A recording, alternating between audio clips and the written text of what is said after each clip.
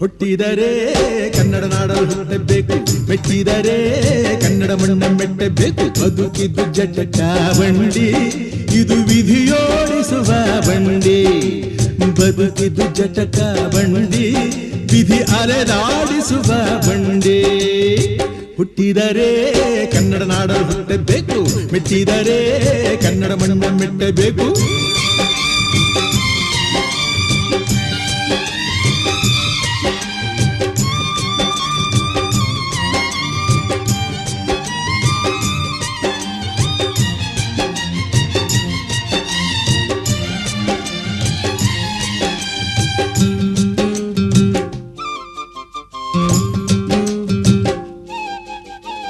ಕಾಶಿಲಿ ಸ್ನಾನ